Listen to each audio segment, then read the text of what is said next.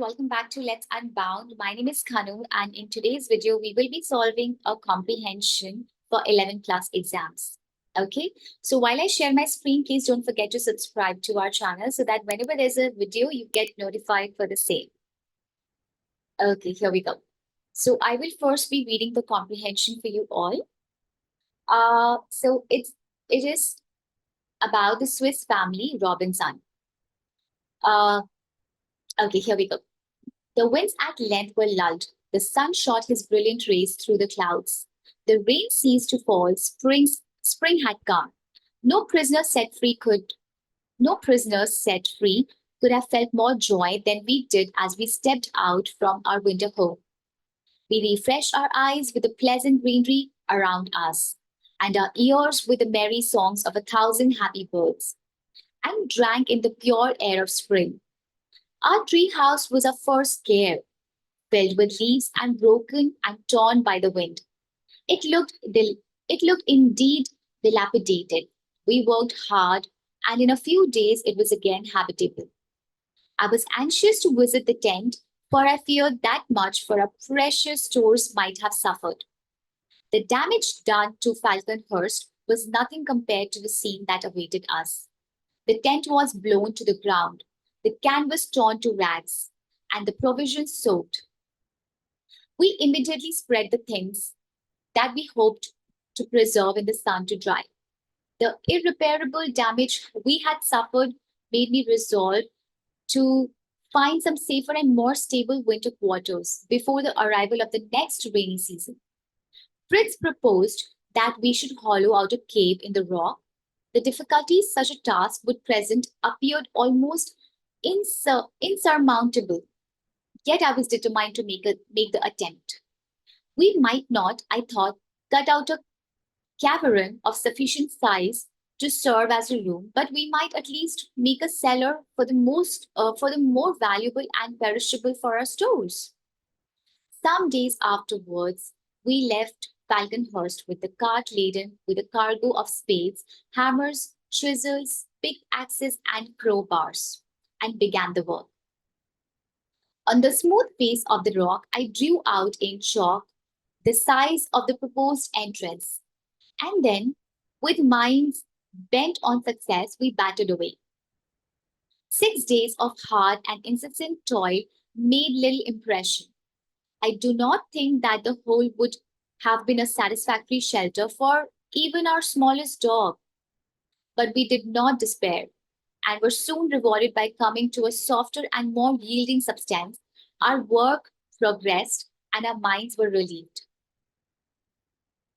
On the 10th day, as our preserving blows were falling heavily, Jack, who was working hard with a hammer and crowbar, shouted, "Gone, father! Fritz, my bar has gone through the mountain. It went right through the rock. I heard it crash down inside. Oh, do come and see." We sprang to his side, and I thrust the handle of my hammer into the hole. I could turn it in any direction I chose. Fritz handed me a long pole. I tried the depth with that. Nothing could I feel. A thin wall then was all that stood between us and a great cavern. With a shout of joy, we battered vigorously at the rock. Piece by piece fell, and soon the hole was large enough for us to enter. Fritz and I enlarged the opening, while Jack, springing on his horse, thundered away to Falconhurst to bear the great and astonishing news to his mother. He soon returned, quickly followed by the rest of our party in the cart. All were in the highest state of excitement. Jack had stowed in the cart all the candles he could find, and we now, lighting these, entered. I led the way. Silently, we marched my wife, the boys, and even the dogs, seeming overawed with the grandeur and the beauty of the scene. We were in a cave of diamonds, a vast chamber of glittering crystal. The candles reflected on the walls of golden light, bright as the stars, while great crystal pillars rose from the floor like mighty trees. mingling their branches which sparkled and glittered with all the colors of the rainbow. The floor of of this magnificent palace was formed of hard, dry sand. So dry that I saw at once that we might safely make our home inside it. So, guys, that was it about reading the passage. I want you to please screenshot this passage. While we will be solving the questions, you can definitely refer back to the passage. Okay. So, now looking at the questions. Question number one. At what time of the year is the passage set? Now, the passage describes the change from stormy weather damage to their shelter and the arrival of spring. Spring had come. Therefore, the correct answer is option B, spring. Okay, let's look at the other questions. Okay, so question number two, the father compares himself and his family to prisoners set free. Why? Now, the passage states that they felt joy stepping out from their winter home after the winds were lulled and the rain ceased. So, this implies that they were metaphorically trapped inside due to the harsh weather conditions of winter. The correct answer has to be C. They had been trapped in their house due to stormy weather. Question number three, the winds at length were lulled. In line one, what is the another way of saying lulled?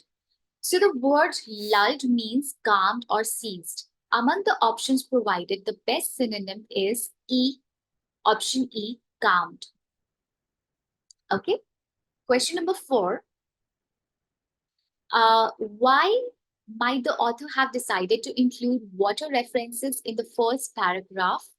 So the passage here mentions the rain ceasing to fall and the family drinking in the pure air of spring. This suggests a change in weather from rainy to clear, making the setting more peaceful. The correct answer is option A. um, the heavy rain had recently stopped. Okay. Question number five. How many adjectives can you count in the sentence? Beginning, we refreshed our eyes with the pleasant greenery around us and our ears with the merry songs of 1,000 happy birds and drank in the pure air of spring. So the adjective describing greenery as pleasant and songs as merry amount to. So option has to be B, uh, option B, 2. Okay. Looking at question number 6, in a few days, in a bracket, the tree house was again habitable. What does this mean?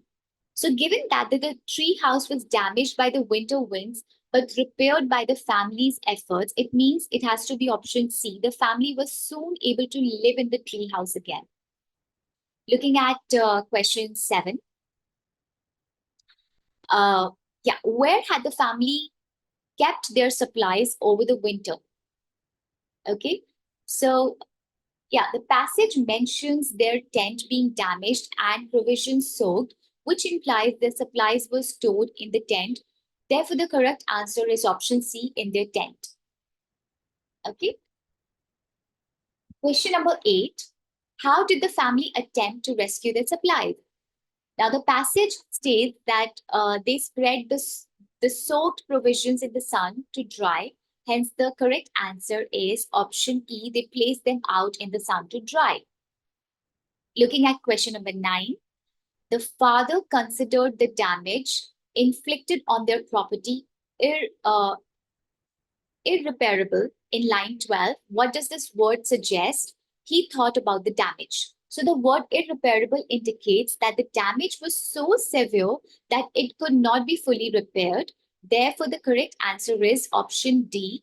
It would be impossible it would be impossible to repair all the damage. Okay. Let's look at question number 10. What is meant by quarters in line 13? So the passage discusses finding the safer and more stable winter quarters, referring to lodgings or a place to stay. Thus, the correct answer is B, lodgings. Okay. Question number 11. What do we know about the climate on the island? Now, based on the passage, the island experiences different seasons, including a rainy season. So the correct answer is option B. There is a rainy season. Okay, let's look at more questions. Okay, question number 12. Now, based on the passage, what was the main goal of hollowing out a cave in the rock? Now, the passage describes their goal as making a cave for safer and more stable winter quarters before the next rainy season. Therefore, the correct answer is option E, to provide accommodation for the winter season. Question number 13. If they only managed to carve out a smaller cave, what did the father hope to use it as? Okay, so the father hoped that even if they couldn't create a large cavern, they could at least make a cellar to store valuable and perishable supplies. Therefore, the correct answer is D, a storage space of for supplies. Okay, looking at question number 14. How easy did the father think it would be to carve out a cave? The passage states that the task presented difficulties that it seemed almost insurmountable. Therefore, the correct answer is quite difficult, with no guarantee of success. Option C. Okay. Question number 15. With minds bent on success in lines 20 and 21, what does this imply about their attitude to the work? Now, this phrase suggests that they were determined and focused on achieving their goal despite the challenges. Therefore, the correct answer is option C. They were absolutely determined to see it through. Uh, yeah. Okay, let's look at question number 16. Incessant toil in line 22. What does the word incessant say about the work they were doing? Now, the term incessant indicates that they were working continuously and tirelessly. Therefore, the correct answer to this is option B. They kept working without a break. Okay, let's look at question number 17. Okay, what would be another word for impression on line 22? Now, in this context, impression could be synonyms with impact, indicating the effect or result of their efforts. Therefore, the correct answer is option A, impact. Okay. Now, let's look at question number 18. Why did the family feel relieved after they had started their work in line 25? Now, the word relieved suggests that they felt a sense of release or satisfaction, likely because they uh, had started to make progress after facing initial difficulties. Therefore, the correct answer is option B. They had finally begun to make progress. Let's look at question 19. What type of word is preserving in line 26? Now, the word preserving is an adjective describing the type of toil or effort they were putting in. Therefore, the correct answer is C, adjective. Okay. Question number 20. What type of words are the following? Heavily in line 26, hard in line 27, vigorously in line 33, quickly in line 37, safely in line 46. Now, these words are describing how the actions were performed and are therefore adverbs. Therefore, the correct answer is option D, adverbs. Okay. Uh, let's look at question number 21. What was the reflection? What was the reaction when Jack lost his crowbar? According to the passage, Jack shouted with excitement because his crowbar had gone through the rock, indicating a big breakthrough, right? Therefore, the correct answer is Jack was excited because of what is implied about the rock. Okay. Uh, let's look at other questions. Okay. Now, question number 22, we battered vigorously at the rock. In line 33, which of the following words is closest to the meaning to vigorously? Now, the word vigorously implies doing something with energy and strength. The closest synonym from the options provided is energetically. Option C. Question number 23. What did Jack do while Fritz and his father enlarged the opening of the cave? According to the passage, after Jack discovered the breakthrough, he went to Falconhurst to inform his mother about the discovery. Therefore, the correct answer is option B. Jack went to inform his mother. Question 24. What type of words are the following? Resolve in line 12, sprang in line 30, thirst in line 30, enlarged in line 34, and thundered in line 35. So let's categorize these words first. Resolve is a verb, sprang is a verb, thirst is a verb, enlarged is a verb, thundered is a verb. Okay, therefore the correct answer is option B, verbs. Question number 25. What was the family's reaction to the cave? The passage describes the family as being overwhelmed by the dazzling appearance of the cave, comparing it to a cave of diamonds. Therefore, the correct answer is option E. They were overwhelmed at the dazzling appearance. Okay. Question number 26. It is, what other word is used interchangeably with diamonds in the description of the cave in lines 41 to 44?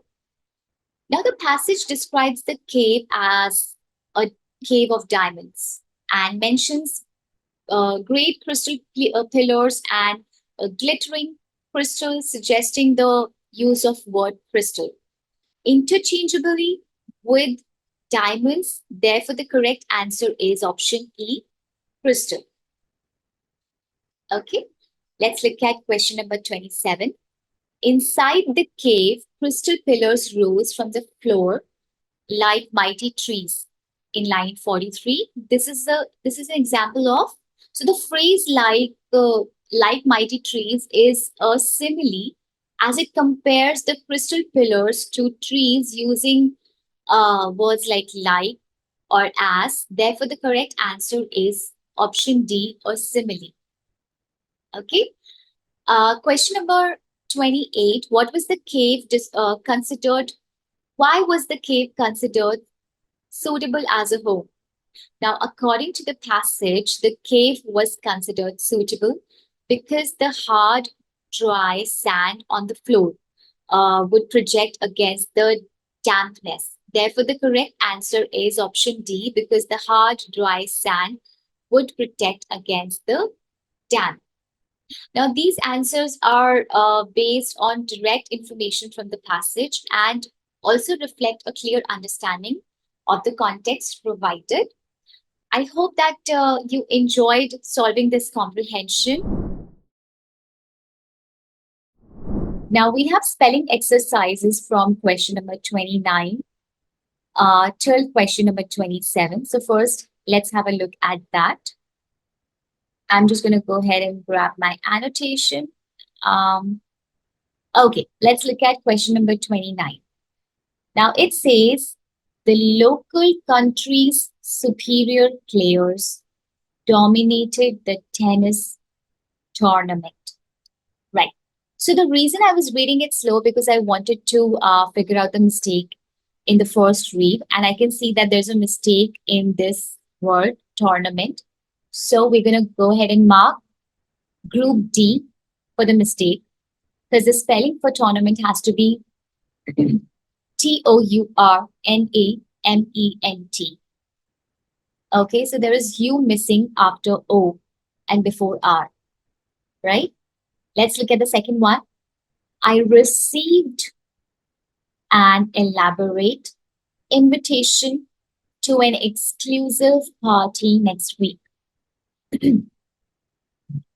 So As I see that the mistake is in this word received, okay, it should be RECEIVED.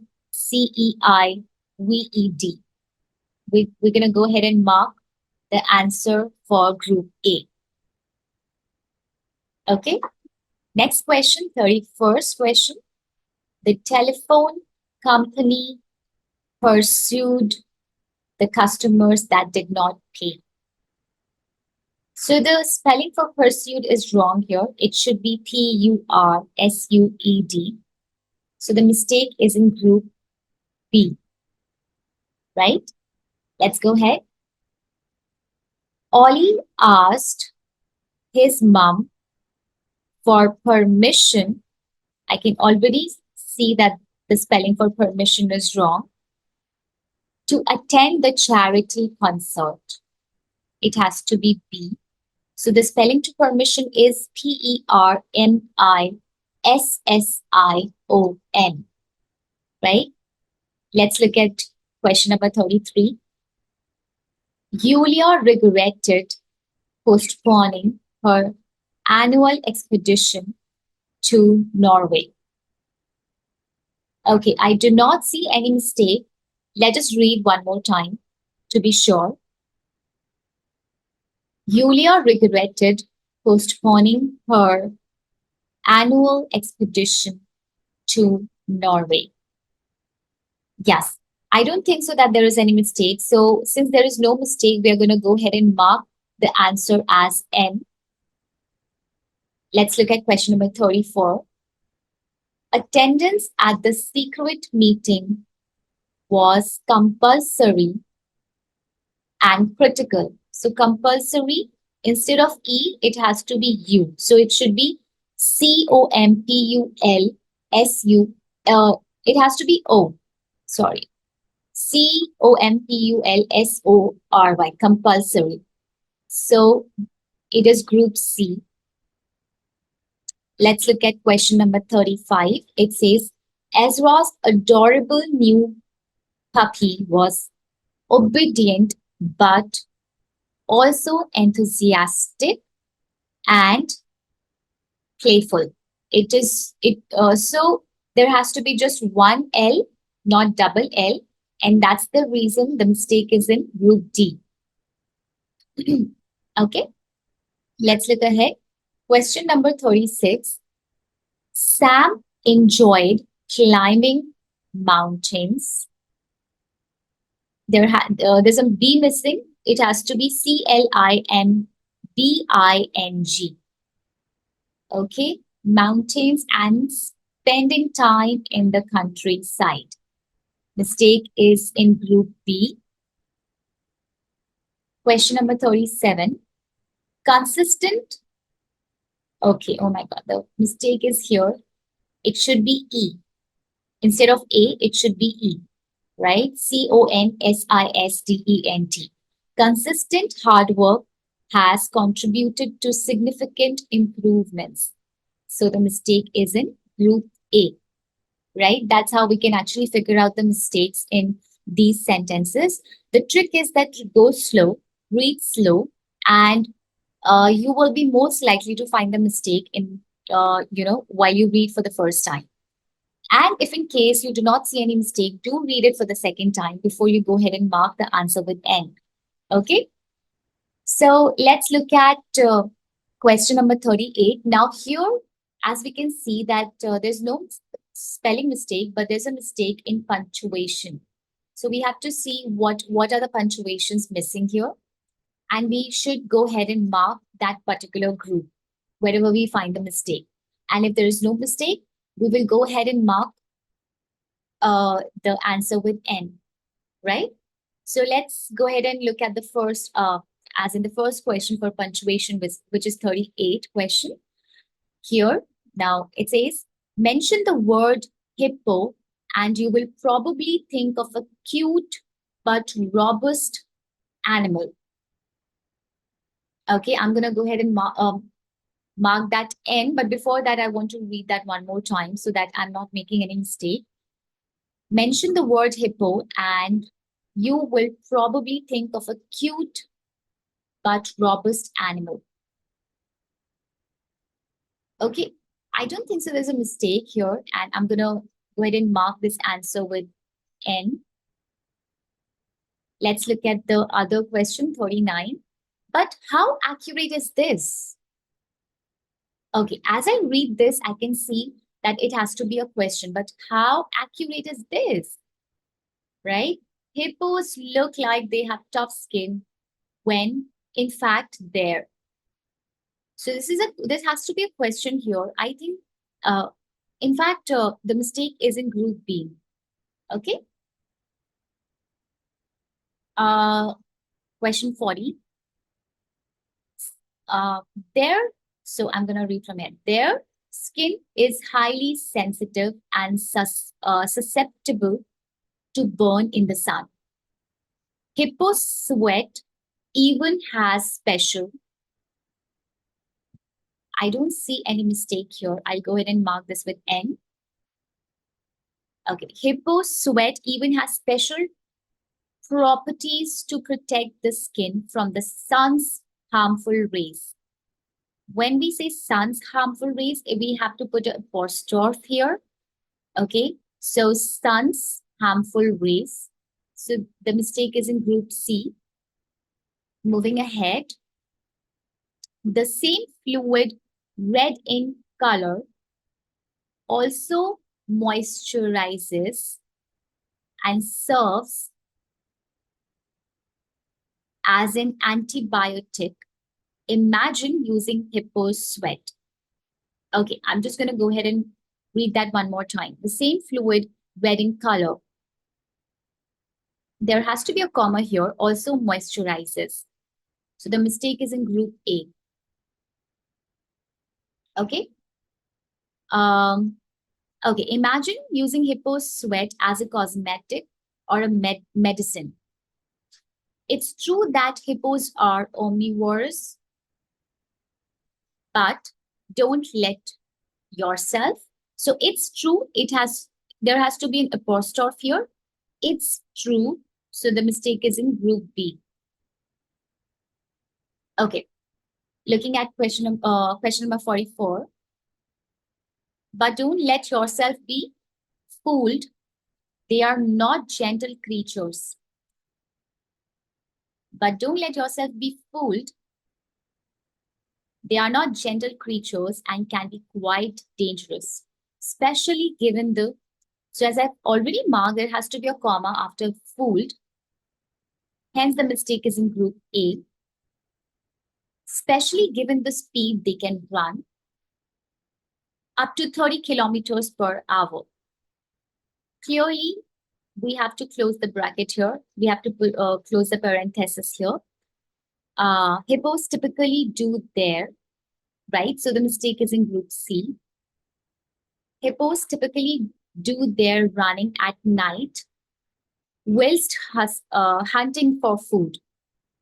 During the day, they stay in the water.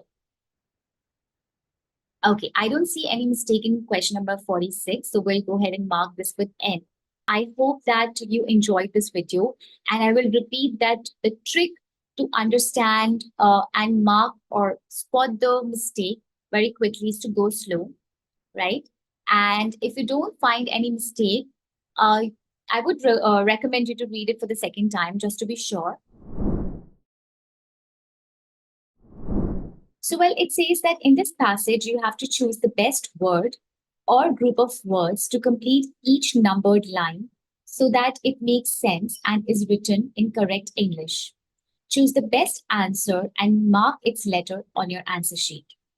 Okay, so let's look at 47. It says, waiting in the wings, the students. Okay, just a second. I'm just going to go and grab the annotation. It says, waiting in the wings, the students' nerves soared as they listened to the excited whispers. It has to be excited, deep. Okay?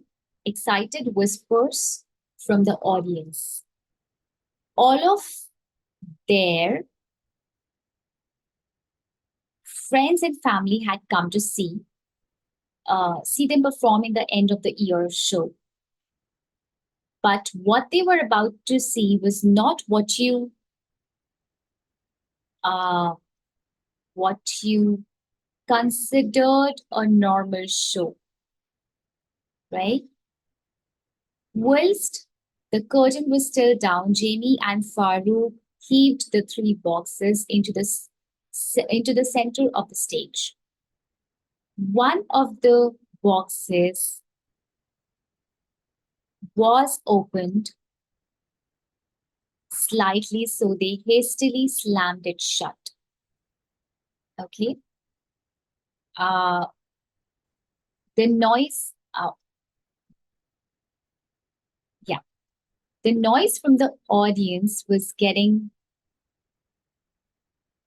louder. Who has missed their goggles? Asked their teacher in an urgent whisper. Sarah rushed forward to grab them and almost tripped on the ropes. On two, three of the students were harnessed. As the teacher nodded, the three students rose into the air and curtain lifted. Okay. So yeah, well, as I was reading the sentences, I could make out the best word that will fit here, and I just kept on marking the same words, and that's how we can just go ahead with it. As we are reading, we will get the get the drill, which is the best word to be put, right? So if you are someone who reads a lot of comprehension, you are definitely gonna solve this very very quickly, because you are used to of putting the best words wherever needed, and you know the grammar, right? So, well, that was it for today's video. I'm going to see you next time with a new video. And until then, thank you so much for watching. Take care. Bye bye.